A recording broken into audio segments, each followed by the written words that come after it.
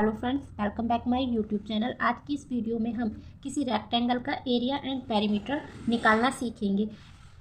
Rectangle को हम हिंदी में आयत बोलते हैं और आयत ये इस तरीके की एक फिगर होती है। इसके एरिया को हम क्षेत्रफल बोलते हैं और पेरीमीटर को हम परिमाप बोलते हैं। तो आइए पहले इनकी डेफिनेशन देखते हैं कि जो रेक्टेंगल की डेफिनेशन क्या होती है।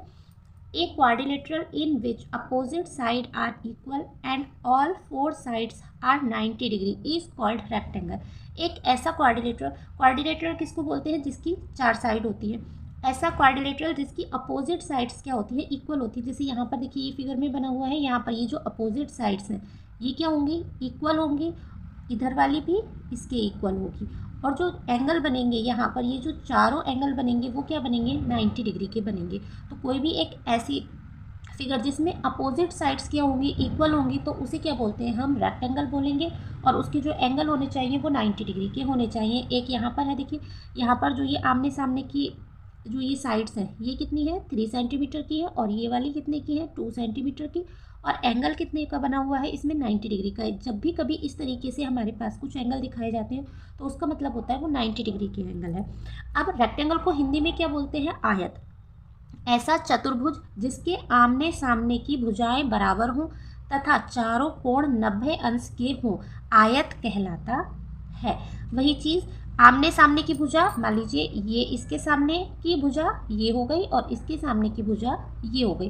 तो आमने सामने की भुजा क्या हो, बराबर हो, यानी कि ये 5 सेंटीमीटर की है तो ये भी 5 की ही होनी चाहिए। ये 3 सेंटीमीटर की है तो ये भी 3 सेंटीमीटर की होनी चाहिए। और चारों कोण कितने हो, 90 अंश के हों। चारों कोण देखिए यहाँ पर कितने के हैं, ये 90 अंश के हैं। ऐसा ही इसमें है, यहाँ पर ये कितने की है, 3 सेंटीमीटर, तो ये भी कितनी है, 3 सेंटीमीटर। ये 2 सेंटीमीटर है तो ये भी कितनी है, 2 सेंटीमीटर की। तो आई होप आपको डेफिनेशन अच्छे से समझ में आई होगी कि रेक्टेंगल और आयत की हिंदी में और इंग्लिश में डेफिनेशन क्या है। रेक्टेंगल की डेफिनेशन इंग्लिश में ये हो गई, आयत की हिंदी में यहाँ पर हो गई। अब देखिए यहाँ पर हम निकालना सीखेंगे इसका आज एरिया एंड पेरीमीटर। तो एरिया का फॉर्मूला क्या होता है, जब भी हमें किसी रेक्टेंगल का एरिया निकालना होता है तो हम क्या कर देंगे, लेंथ की इंटू किससे कर देंगे, ब्रेथ से। और जो क्षेत्रफल होता है, क्षेत्रफल में हो जाएगी, लेंथ को हिंदी में बोलेंगे लंबाई और ब्रेथ को बोलेंगे चौड़ाई। तो लंबाई की इंटू किससे कर देंगे हम, चौड़ाई से। अब पहले देखते हैं कि लंबाई और चौड़ाई क्या होती है। यहाँ पर ये जो इस तरीके से दी है ये क्या होती है, हमारी लेंथ, और ये क्या होती है, रेक्टेंगल की ब्रेथ। तो इस तरीके से हम इस लेंथ की किससे इंटू कर देंगे, ब्रेथ से। अब यहाँ पर देखिए ये इसकी जो लंबाई दे रखी है वो कितनी दे रखी है, 4 मीटर, और ये जो चौड़ाई है ये कितनी है, 3 मीटर। तो लंबाई की इंटू जब चौड़ाई से कर देंगे तो हमारा क्या निकल के आ जाएगा, यहाँ पर इसका एरिया निकल के आ जाएगा। अब हमें निकालना है रेक्टेंगल का पेरीमीटर। तो रेक्टेंगल का पेरीमीटर के लिए फॉर्मूला होता है 2 × L + B, यानी कि जो लंबाई और चौड़ाई होगी उसे जोड़ करके उसका क्या कर देंगे, हम डबल कर देंगे।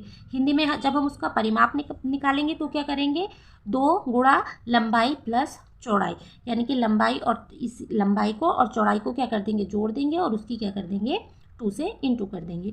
तो यहाँ पर ये एरिया का फॉर्मूला है और ये पेरीमीटर का, क्षेत्रफल और परिमाप इनके हिंदी में नाम हो गए। अब देखिए पहले मान लीजिए हमें इस रेक्टेंगल का क्या निकालना है, एरिया निकालना है। तो एरिया निकालने के लिए हम क्या लिखेंगे, पहले इसका फॉर्मूला लिखेंगे। तो एरिया का फॉर्मूला क्या हो जाता है, L × B। अब देखिए लंबाई कितनी है इसमें, 4 मीटर, और चौड़ाई कितनी है, 3 मीटर। 4 की इंटू 3 से कर देंगे तो 4 3 सा 12 मीटर की इंटू जब मीटर से हो जाएगी तो मीटर का स्क्वायर। तो ये क्या हुआ, इसका एरिया। एरिया क्या होता है कि इसने जितनी भी ये जगह कवर की है ये क्या हो गई, इसकी यहाँ पर एरिया। क्षेत्रफल करना है तो हम क्या कर देंगे, लंबाई गुणा चौड़ाई। तो यहाँ पर भी ऐसे ही कर देंगे, 4 मीटर की इंटू किससे कर देंगे, 3 मीटर से। तो यहाँ पर भी कितना आ जाएगा, 12 मीटर स्क्वायर। ये क्या आया, इसका एरिया। अब हमें निकालना है इसका पेरीमीटर। मान लीजिए यही हमें लंबाई चौड़ाई दे रखी है और इसका क्या निकालना है, हमें पेरीमीटर निकालना है। तो पेरीमीटर के लिए क्या हो जाएगा, 2 × L + B। अब 2 तो ऐसे ही रहेगा। अब देखिए यहाँ पर L कितना है हमारा, 4, और B कितना है, ये जो ब्रेथ है ये कितनी है हमारी, 3। तो 4 + 3, मीटर बाहर ले लीजिए। अब 4 और 3 कितना हो जाएगा यहाँ पर 7। ये जो यहाँ पर अब हमारे बीच में इसमें कोई साइन नहीं है तो यहाँ पर हम क्या मानते हैं मल्टीप्लाइकेशन, ये 2 ऐसे ही आ जाएगा। अब 2 7 से कितना होता है 14 मीटर। तो पेरीमीटर कितना आया इसका 14 मीटर। देखिए पेरीमीटर क्या हुआ, मान लीजिए हमने यहाँ से चलना शुरू किया, पेरीमीटर हुआ इसकी चारों तरफ की जो लंबाई चौड़ाई है कितनी है। यहाँ से हम कितने चले 4 मीटर, यहाँ से फिर हम चले 4 और 3 यहाँ पर हो गए हमारे 7 से फिर हम यहाँ चले 7 4 11 से फिर हम 3 मीटर यहाँ चले तो कितना हो गया 14। तो 14 मीटर क्या आया इसका पेरीमीटर आया।